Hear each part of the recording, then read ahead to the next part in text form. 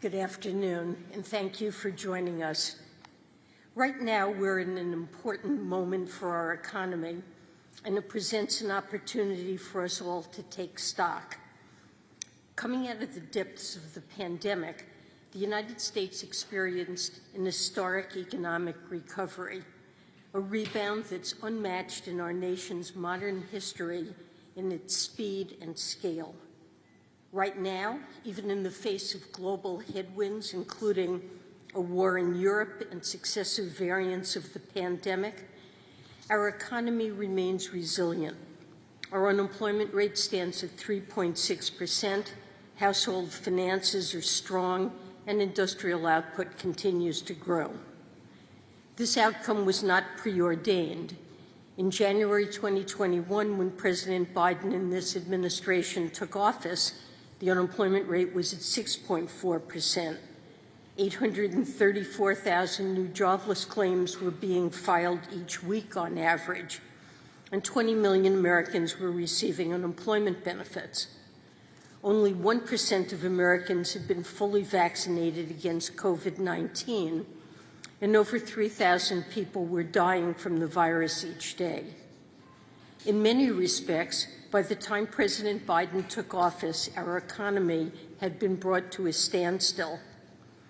At its core, our remarkable progress since then has been driven by this administration's policies, particularly through timely and targeted fiscal support in the rescue plan, combined with a vaccination effort that allowed businesses to reopen and Americans to get back to work.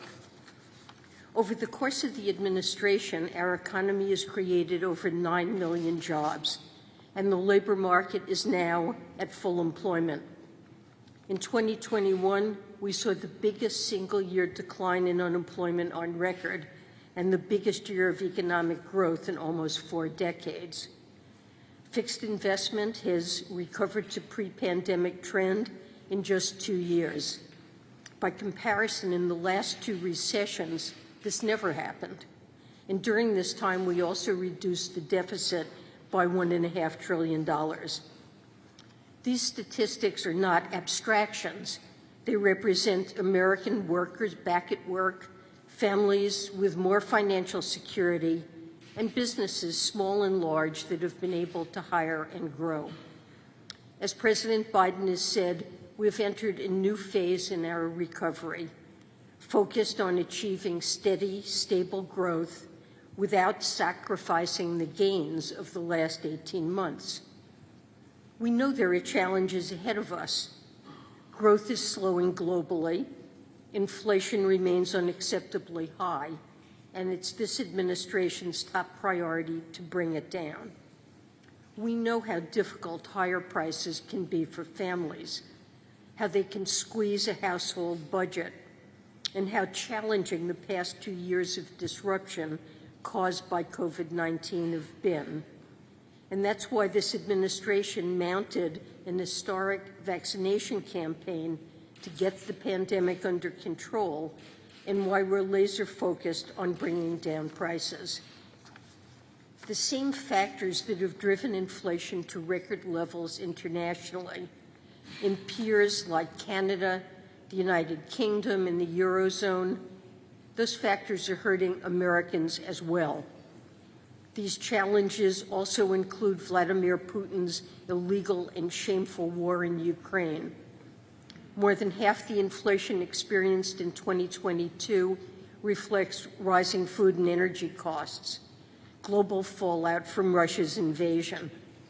And it also reflects the lingering impacts of the pandemic, particularly in China, where repeated lockdowns have brought their economy to a halt. While the Federal Reserve has the primary role in bringing down inflation, the President and I are committed to taking action to drive down costs and protect Americans from the global pressures we face.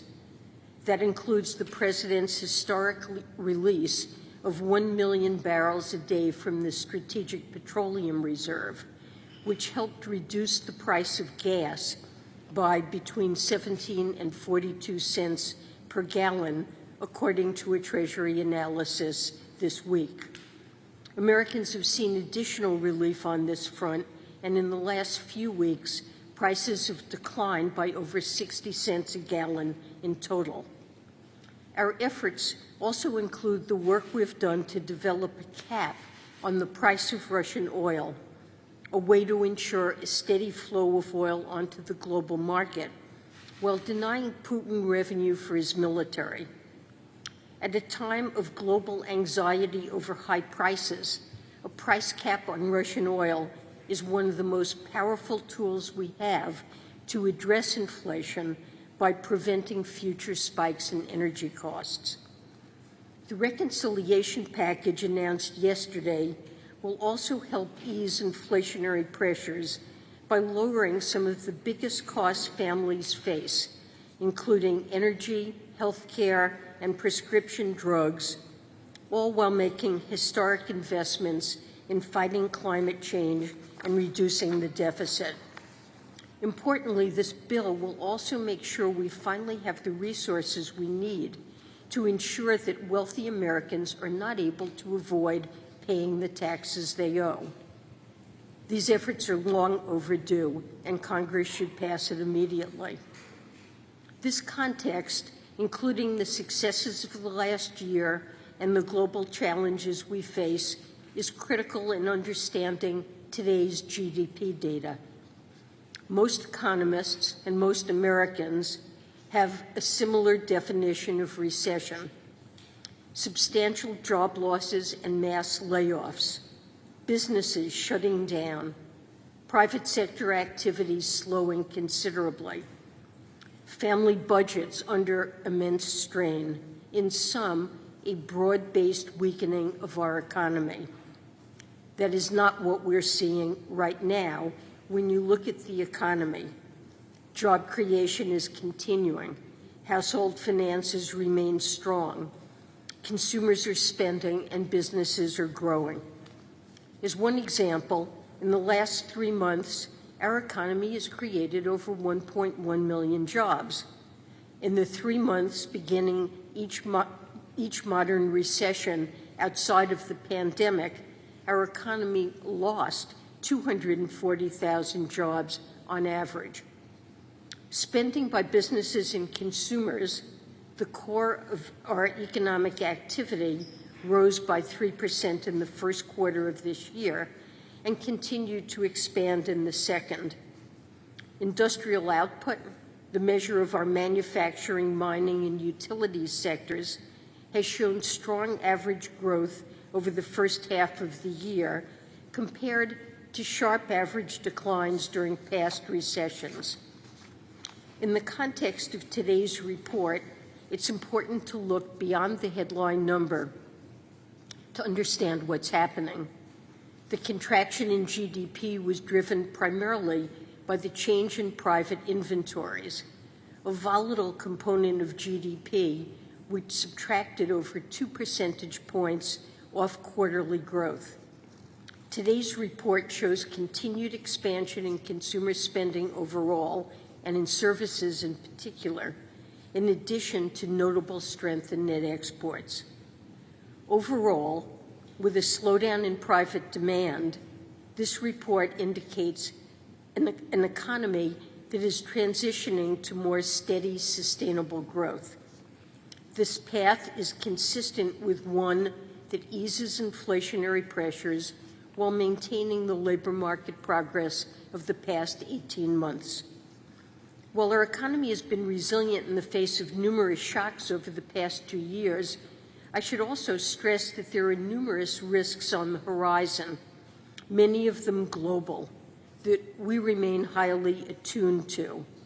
They include the outcome of the war in Ukraine, COVID lockdowns in China, and pandemic-related supply chain snarls.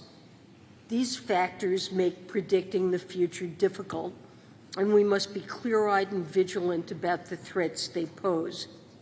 But we cannot lose sight of the remarkable progress we have made from the depths of the pandemic and the tremendous resilience our economy has shown, thanks to the hard work and perseverance of American workers, families, and businesses, as well as effective policy. This progress gives us a solid foundation to confront the challenges ahead of us, and I believe that in the months to come, with skill and luck, it's possible to maintain that strength, particularly in the labor market, while easing the tightness that has driven inflation. And with that, I'd be happy to take your questions.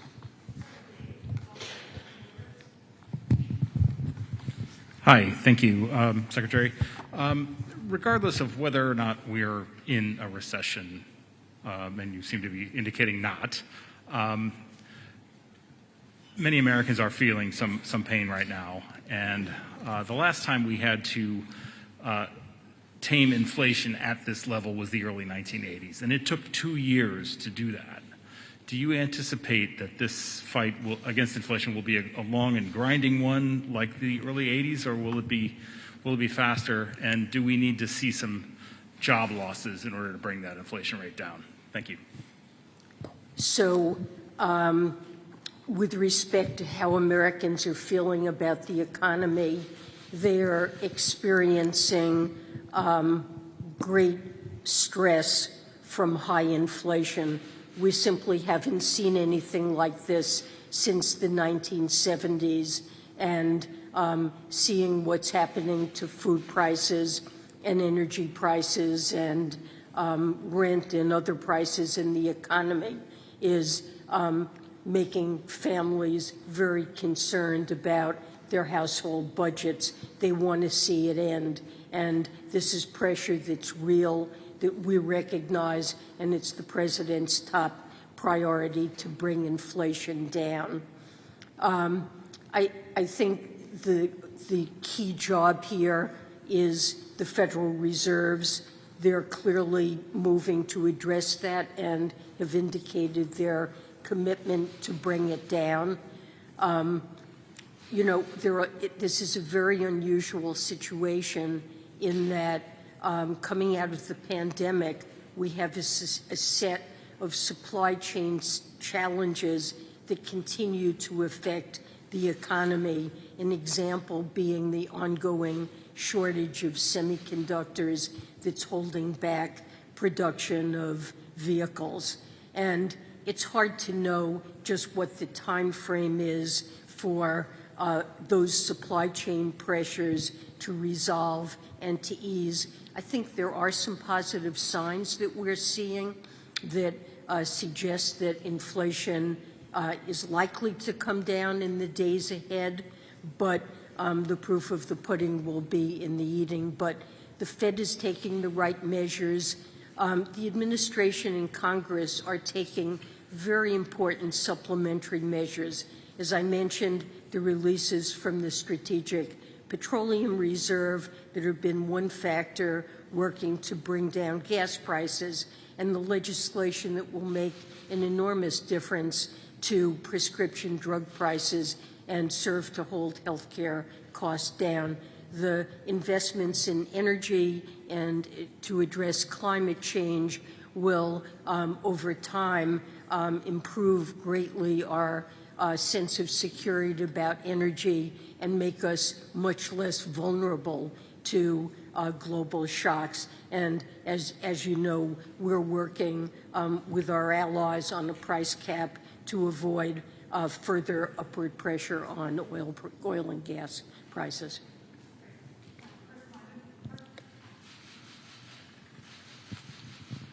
Thank you very much. Chris Condon from Bloomberg News. I'd like to follow up on David's question by asking you specifically, do you think it will be necessary for unemployment to rise above 5% in order for inflation to reach the Fed's longer-run target of 2%? Thank you. Well, I believe, as I've said, that there is a path to bring down inflation while maintaining a strong labor market. And most estimates of the natural rate of unemployment are lower than 5%. Now, it's not a certainty that that can be done, but I believe there is a path to accomplishing that. And as Chair Powell has said repeatedly, that would be his objective to try to accomplish that, and I would consider that a good outcome as well. Clearly, we are seeing a slowing in the economy and in demand that's appropriate and necessary to transition from rapid growth and recovery from a serious job shortfall to now a very strong labor market. We need to see a slowdown in growth. We are seeing that. I do believe there's a path by which we maintain a strong labor market like that.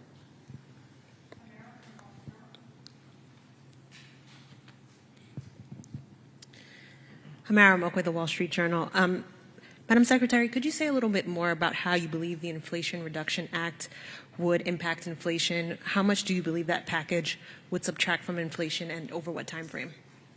So I don't have numerical estimates for you, but I see that as making a very important contribution to lowering the cost of prescription drugs, which is, for many households, a very severe burden on their household budgets. This is something that policymakers and members of Congress have sought to accomplish for many, many years, and it's a great achievement if it can become law and will certainly help. And with respect to health care premiums, the funding that's provided there is going to be important in holding down health insurance costs for many Americans. So these are two important contributions that we should see come into play as soon as the legislation is passed and put into effect. Beyond that, there is deficit reduction in the bill, and over time, that I see deficit reduction as an appropriate accompaniment to the policy changes the Fed is putting into effect. Secretary Yellen, in today's GDP report, we saw very high nominal GDP growth. How does that high level of growth jibe with the idea that the economy is slowing?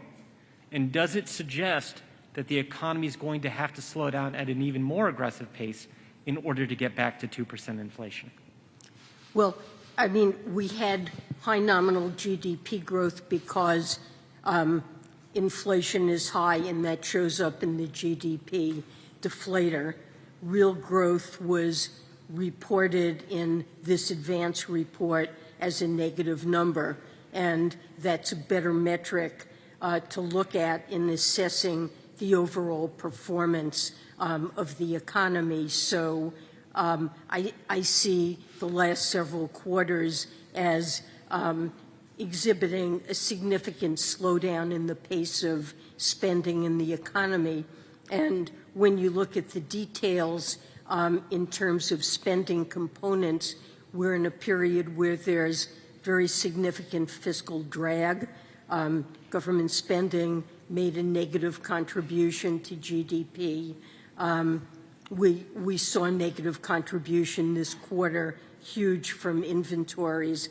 But importantly, consumer spending remains positive, but definitely the real data, to my mind, show that there is a slowdown in progress. And, you know, the labor market right now is extremely tight and maybe the source of some of the inflationary pressure, certainly not all of it by any means. Food and energy are a very important contributor. Supply chain problems relating to the pandemic and what's happening in China, those are important. But we've got 2 job vacancies for every unemployed person, which is a level of tightness in the labor market that we really, I don't think, have ever seen historically. And the slowdown in the economy, coupled hopefully with a restoration of somewhat higher level, a rebound in labor force participation, We're not sure if that will occur, but beginning to take some of the tightness out of the labor market while maintaining overall a strong labor market, I think that's a plan to bring down inflation.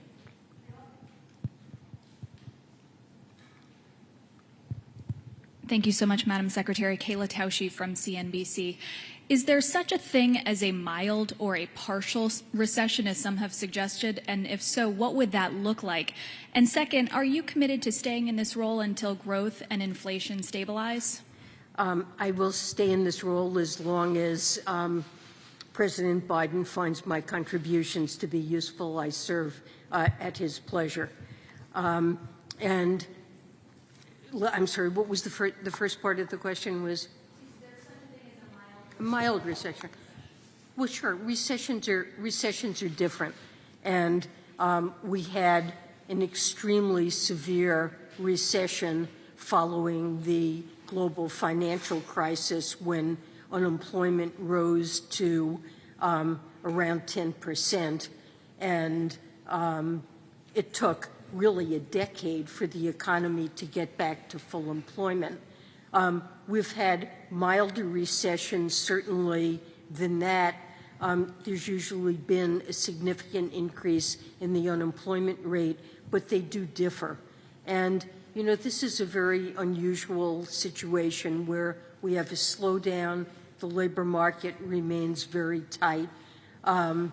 You know, we could see some mild easing of pressures in the labor market and yet continue to feel we've got a good, strong labor market that's operating in full employment.